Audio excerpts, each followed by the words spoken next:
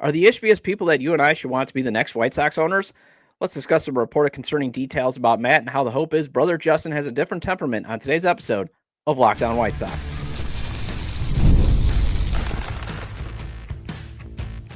You are Locked On White Sox, your daily Chicago White Sox podcast. Part of the Locked On Podcast Network, your team every day.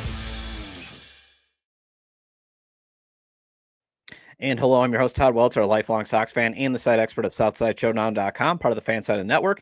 And also, I've covered Major League Baseball for outlets such as the Associated Press. And thanks for making Locked On White Sox your first listen every day, part of the Locked On Podcast Network, your team every day. Make sure to hit the like button on today's episode.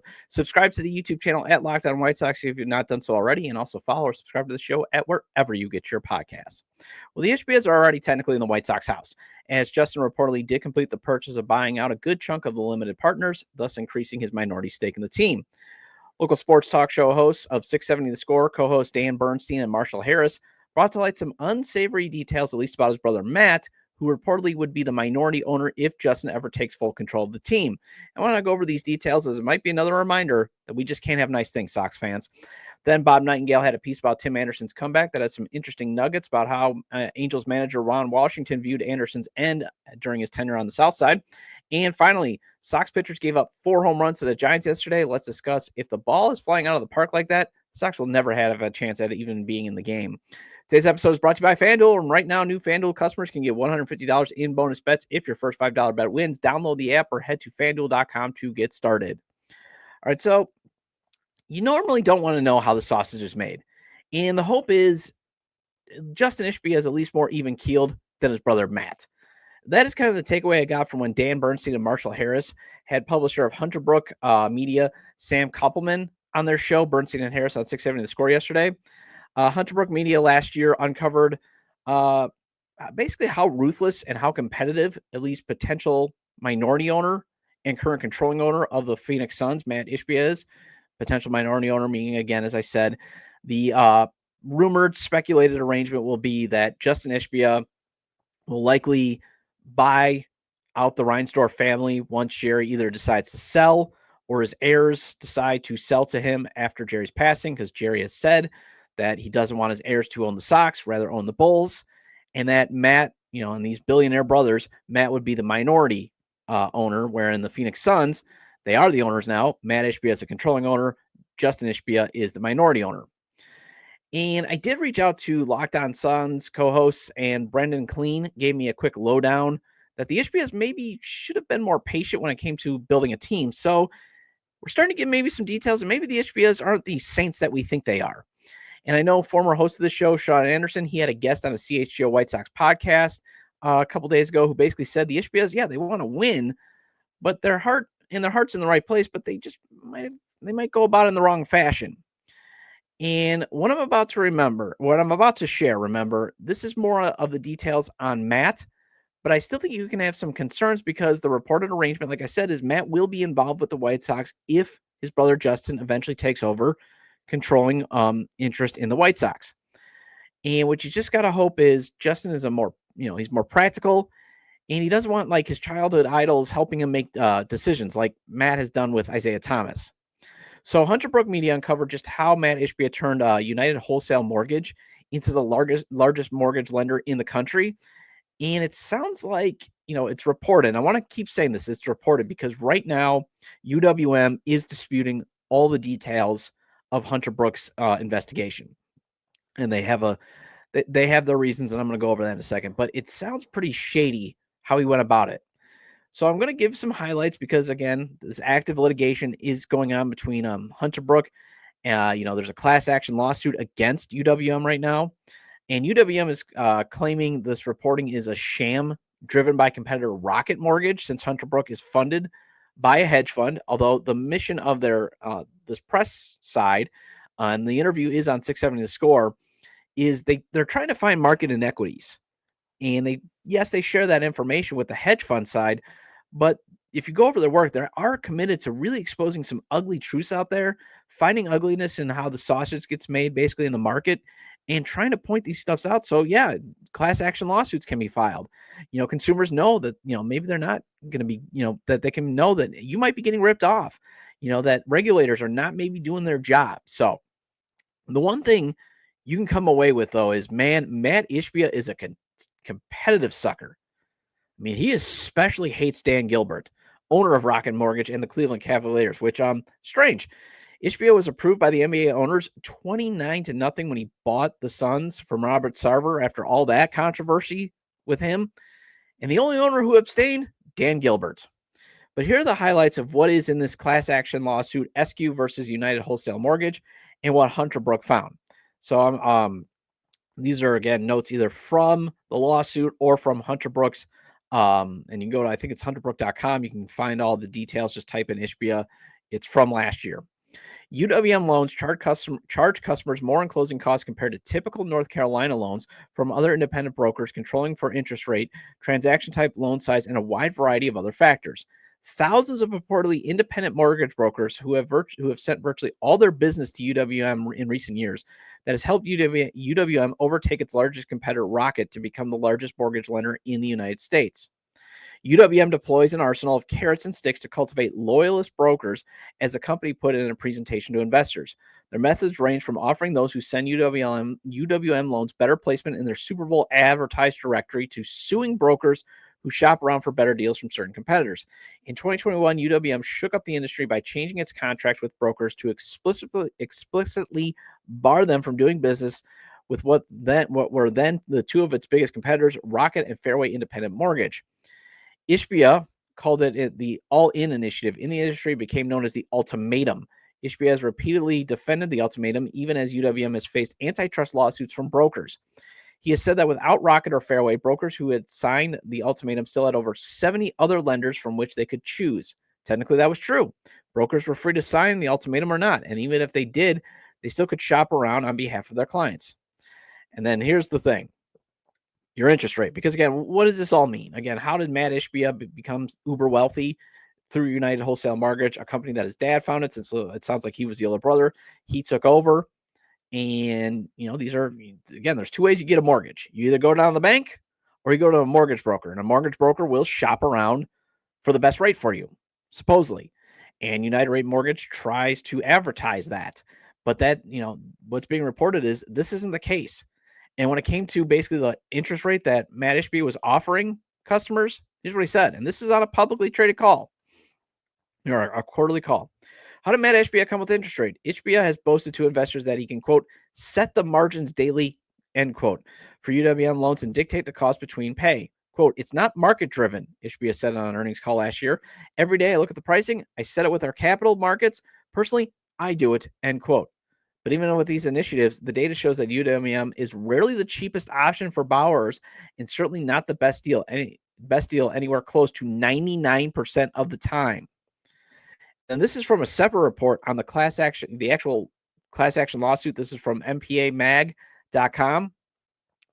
Boies Schiller Flexner, a law firm representative of the plaintiffs, argued that UWM's actions have devastating consequences for borrowers, resulting in billions of dollars in excess fees and costs. Quote, as alleged in our filing, UWM has systematically intentionally corrupted the wholesale mortgage channel through fraudulent practices to line its own pockets and those of its senior executives, including Mr. Ishbia, at the expense of everyday Americans, end quote. John Zach, partner of Boies Schiller Flexner, told MPA in an emailed statement. UWM has issued a statement calling the lawsuit a sham, alleged in it's orchestrated by Hunter Brook. The mortgage giant accuses Hunter Brook of attempting to manipulate the stock market and denies any wrongdoing. Quote, although the real party behind its hedge fund named Hunter Brook, the lawyers concealed the hedge fund's involvement, end quote. UWM told National Mortgage Professional. Quote, Hunter Brook's business model is to sensationalize public information to manipulate the stock market, thereby enriching their wealthy funders at the expense of regular investors, many of whom are hardworking UWM employees. UWM will defend these allegations to the fullest extent permitted by the law and stands with the thousands of independent mortgage brokers who serve their unique needs of borrowers across the country, end quote. Okay, so first of all, again, I want to make clear because there's some lawsuits going out, and I don't want to be involved in any of this. I'm just want to be clear. I'm not attacking the Ishbias. All I'm doing is going over, there is a class action lawsuit out there, and Hunter Brook did use publicly accessible information, in its reporting, like the recording of a quarterly call where Matt is literally saying this is how he came up with the interest rates. But this is all I'm pointing out. I'm just trying to point out that maybe the Ishbias aren't the saints we think they are. But to be fair, too, when Hunter Brook did point out, and actually maybe have helped a little bit of UWM's case, is at least how I perceive it. They had this little when it comes to independent brokers, basically causing these issues. Maybe it was more self-caused rather than swearing these blood oaths. This is what they wrote. Harris, the former NAMB board member, said that even beyond the benefits UWM provides, some brokers send a single lender the bulk of their business because they are, quote, captivated and controlled and lazy and ignorant and not trained well, end quote, despite the fact that becoming a mortgage broker requires a license. Harris said many brokers don't look through all the deals on the deals on offer and instead rely on a single company's technology stack. All right, so again, just giving you the 360 angle here that, maybe just because the Ishbias don't have a last name Reinsdorf and they have billions and billions of dollars and they do spend money to at least attempt to be competitive with their ownership of the Suns, they might not all be so good. But you got to wonder if the Ishbias allegedly, and again, I'm using my words carefully here, expanded their wealth in this manner. Are these the people that you want in the White Sox house? Are they? Now, in terms of just how they are at owning the Suns, because again, we got a lot of people like, come on, Ishbias, let's buy. And I get it, because Jerry Reinsdorf, the bar's pretty low to be a better owner than Jerry Reinsdorf right now. But I did reach out to Brendan Clean, co-host of Locked On Suns, and this is what he wrote me. I would definitely say he will be a breath of fresh air compared with Reinsdorf, but unfortunately, we're seeing the downside right now of Ishbia being overly involved and going a little too all in. Baseball's a little different considering it's so much more complex with a roster building standpoint, and Ishbia can't bring in the expertise of having played in college the way that he has in the NBA.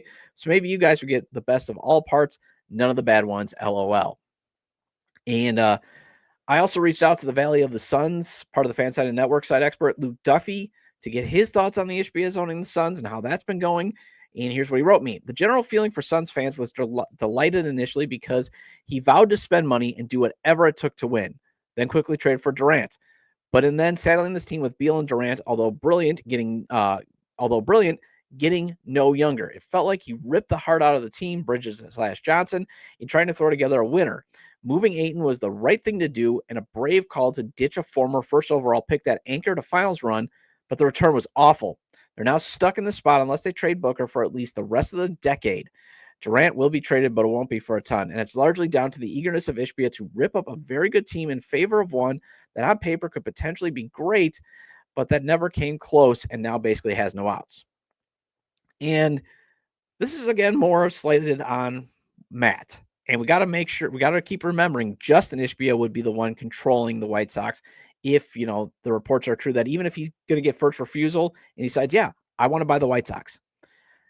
And, Dan Bernstein was on 670 The Score a few weeks ago, going through the details. And he said everybody that he's talked to that has actually interacted business-wise with Justin Ishbia has reported that he's a straight shooter.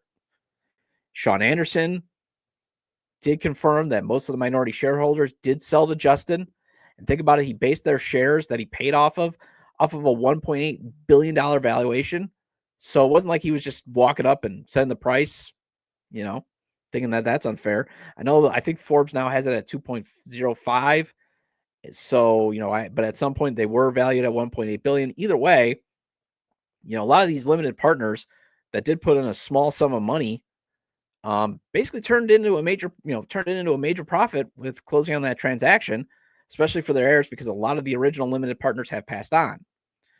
The one thing, though, again, that you got to get a little worried here is Chris Paul, when he was sent out of town, he did allege that Isaiah Thomas was helping Mat Ishbia make basketball decisions. And remember, this is Isaiah Thomas, who, remember, reportedly did the CBA, the Continental Basketball Association, real dirty.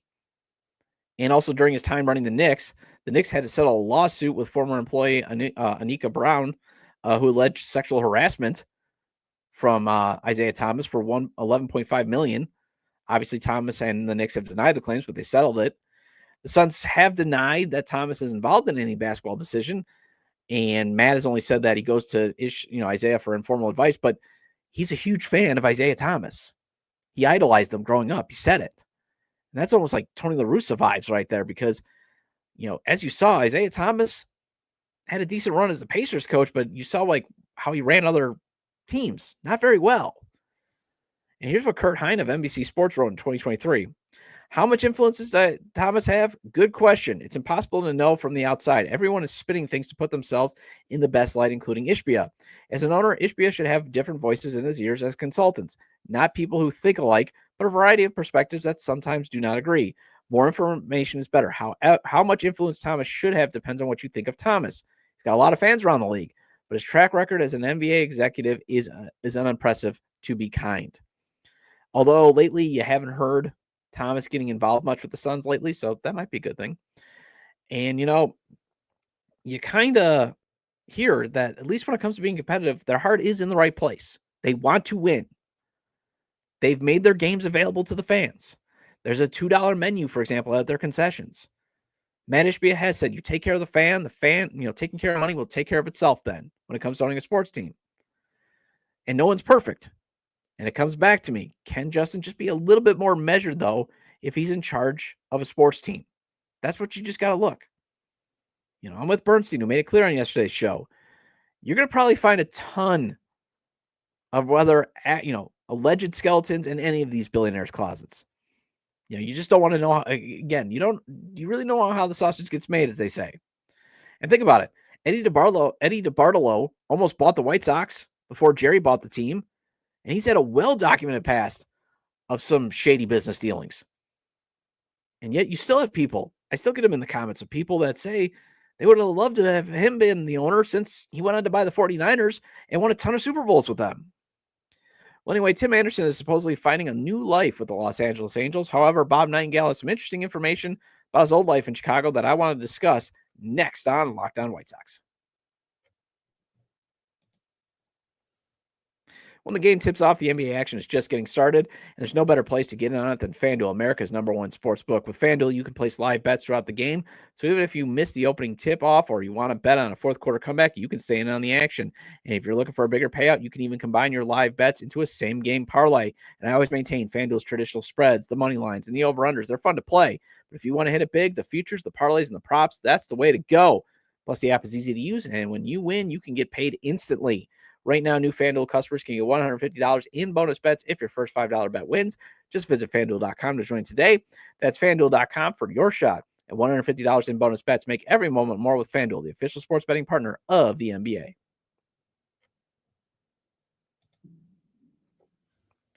Welcome back to Locked On White Sox. I'm your host, Todd Welter. Again, make sure to hit the like button on today's episode. Subscribe to the YouTube channel at Locked On White Sox if you've not done so already. And if you can't catch the show on YouTube, Locked On White Sox is available on all major podcast platforms. So make sure to follow or subscribe on places such as Apple or Spotify. Either way, get your 30-minute fix of Chicago White Sox baseball venting with me. Well, Tim Anderson is supposedly finding a new life with the Los Angeles Angels, despite hitting 150 with a 5.27 OPS in spring training. And that's not meant to be a slam on TA because I love Anderson. I'm just getting tired of this narrative that this is the new TA this season. It's the new TA because he left Chicago. Wasn't he supposed to be a new TA in Miami last year too? But still, some information was revealed in USA Today's Bob Nightingale's recent write-up on TA finding this new life in LA that goes over just actually how bad it got toward the end of his time on the South Side. Here's one thing Anderson revealed. Quote, "It was a little of everything," Anderson says. "I had a lot going on, and we're talking about things that not only you guys, media, see. I had a whole lot of stuff going on behind the scenes, losing my grandmother, a whole lot of stuff. Man, I'd rather not share. But, it's life, man. Life comes at you hard," end quote. Kind of like, a hard right to... No. Not going to go there, because Anderson won't. He won't address getting knocked out by Jose Ramirez. Look, man. Maybe have a little fun with it. Lean into it. You did. You got knocked out. It happened. And you were the one that dropped the gloves, thinking that you were going to knock him out. You basically pulled Robin Ventura walking up to Nolan Ryan. And guess what Nolan Ryan did? Beat the bleep out of Robin Ventura. And Robin Ventura eventually leaned into it too. But this is what TA is figuratively doing. And I like this part of Nightingale's work that he wrote up. There are plenty of theories on why Anderson's game deteriorated, whether it was the injuries, the off-the-field drama, and, of course, the punch that was heard throughout baseball. It was August 5th, 2023, when Cleveland Guardians third baseman Jose Ramirez slid hard into second base, stood up, and got into it with Anderson. Punches were thrown, but only one landed, with Ramirez knocking Anderson to the ground. It's something Anderson refuses to talk about in the present day. The Angels believe Anderson's drop-off was a combination of factors that simply became too much for him to handle. Quote, I told him when he first got here, this is a new start, Angels manager Ron Washington said. If your head and his stuff gets messed up, you caused it. You don't need to get your head messed up. You need to stay in the process, work, and get better just like you always did and when your game was tight. The first week here, man, I'm telling you, the ball wasn't coming off his bat, Washington said. It was coming out like a wet newspaper. We made him get into the weight room, something he never did in Chicago. I went to the strength and conditioning guys and told them, I want him to be a project. I want you to go looking for him. I want you to let him know that we care, because mentally that sets the standard to let him know that somebody cares about him, end quote. So when you think about Ron being that empathetic, you wonder, did anybody at the White Sox actually care about TA? Especially when he was supposed to be the face of the franchise? Hashtag change the game was Tim Anderson. Like, he was leading it. He was the swag. But I will say this, though, and this is where, it seems like everybody's defending him. And you do have to get at some point to wonder, is Tim Anderson just cooked? Sometimes guys' careers, their timelines are shorter. And again, I love TA. But maybe a mental reset and hitting some weights might not get him to rebound. Although, again, never hit the weight room? What? What were the White Sox doing? I mean, yeah, sometimes you don't want these guys being too pumped up, but at the same time, you should be saying, like, hey, TA, this can't all just be natural. Keep yourself in shape. That type of stuff. I don't know. But I do think maybe a mental reset and, getting into the gym could help him too on the same end. But also time. I mean, time can heal wounds too. I mean, remember, Frank Thomas, he went through a bunch of personal issues and injuries that affected his game toward the end of the 1990s. And once they cleared up, once he got himself right, he nearly won the MVP in 2000. And he still should have that MVP. Give it back, Jason Giambi. However, I feel like, I did a story on this. The new TA. He just needs some time. Oh, wait, I did. Because it just keeps being the same narrative. And the only thing that new came up was maybe Ron Washington is saying nobody cared about him at the White Sox and he never hit the weight room. Anyways, the White Sox got roughed up yesterday against the San Francisco Giants. Let's discuss how the defeat was just another example that the pitching plan for weak contact and funky delivery, has no margin for error. And that's after the break.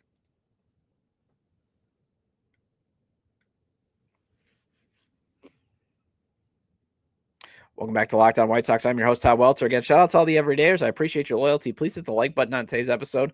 Recommend to your fellow Sox fans or baseball fans, friends, to subscribe to the YouTube channel at Locked On White Sox, wherever they get their podcasts, as this show is available on all major podcast platforms. Feel free to leave a 5-star review, too. Let's get that rating up. Right now, I think I'm at 4.5. Let's get it up to, maybe 4.6, 4.7. Could always use good, if you like what you hear, leave a 5-star review. That always helps. Also, yours truly did make the From the 108 tourney on X. Even though X has become, formerly Twitter, has become more of a cesspool every day. There's still a lot of fun, at least with the White Sox social media world. And the guys from the 108, I've had them on, Eflo, Teresi, My Sox Summer. They run just, kind of a fun voting, of almost like the March Madness thing on X and Twitter. And I finally got in. A dream has been achieved. I figuratively upped my NIL game. Started scheduling a little tougher, that type of stuff. Although I got to go up against Sean Anderson, former host of the show, now it's the HGO, and Chris Gonzalez, one of the hosts of the Blackout podcast. First of all, love both of them. Great guys, awesome. I suggest you both, check out both podcasts. Love talking baseball with them. But, I do feel like the underdog, and that, maybe they have more name recognition. The other reason why I feel like the underdog is I'm way older than them, like way older. They're more young and hip and with it. Me, I got gray in my beard already. But lately I've just been feeling older and older every day. Anyways, when it comes to the White Sox margin for error, obviously it doesn't exist. The pitching staff is, especially for the pitching staff, which is supposed to be, at least the starting rotation is supposed to be the strength of the team. They're lacking a lot of swing and miss pitchers. So the plan again now is to counter that with weak contact. We're going to use some funky deliveries to do it. Funky. Sorry about that. And I went over a few episodes back how the one drawback of that plan is, the infield defense is suspect. The other drawback was on display in yesterday's spring training 7-3 defeat to the San Francisco Giants. as the Giants bats went off for 4 home runs, 3 of which came off of starter Jonathan Cannon. Definitely not the outing Cannon wanted if he wants to make his case to be the opening day starter, if that race is still open. CBS Sports had that report. I talked about it on yesterday briefly that Davis Martin might be the starting pitcher. However, the mitigating factor for Cannon was he only gave up 4 earned runs and 4 hits, and 2 of those homers came from Matt Chapman. So basically, Cannon could not get Matt Chapman out, which not many people do. Jared Schuster, he gave up the other homer as he had another terrible outing. Allowed 3 runs on 5 hits. His spring training ERA is now 16.20. But still, with the offense being so weak, the only thing Sox pitching cannot do is allow the ball to leave the yard. They got to keep it on the ground. They got to get that weak contact. Because the bats, they just cannot make up that big of a deficit. That's how talent deficient this lineup is. That's how talent deficient the batting order is right now, especially with its lack of pop. They're going to have a lack of instant offense. So if they get down 4-0, like what happened, that is going to be it feels insurmountable sometimes, most of the times. And it was like that last year. Really quick, though, in terms of who sounded good, as the game was available only via Giants Radio Network feed if you have the MLB.TV package. Brandon Drury continues to make a case to make the club. He was 1 for 3. Matt Thaiss, 2 for 3. Braden Montgomery got a hit, so nice to see the prospect raise his OPS to 1.025, although that'll be the last time you see him in big league camp. The White Sox just announced that they sent him down to minor league camp. So I'm a little surprised they did that, because you can kind of keep these position guys up a little bit longer, since you could still sub them in later in the game. There's still at-bats to go around. Not everybody needs 4 at-bats to get themselves ready for spring training. I understand Noah Schultz and Hangin-Smith, although I would have liked to have seen maybe one more appearance before they went down to minor league camp. You are at the point of spring training where now pitchers are going to be increasing their innings.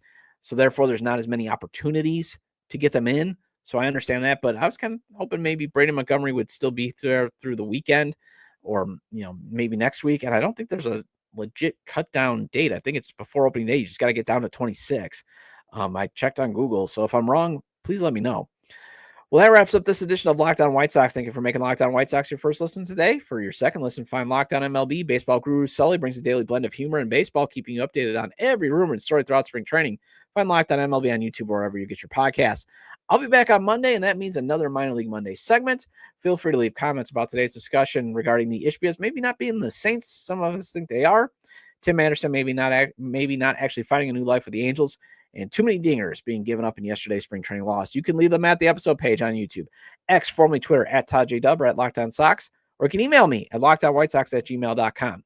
Have a great day. Have a great weekend, and I'll see you Monday.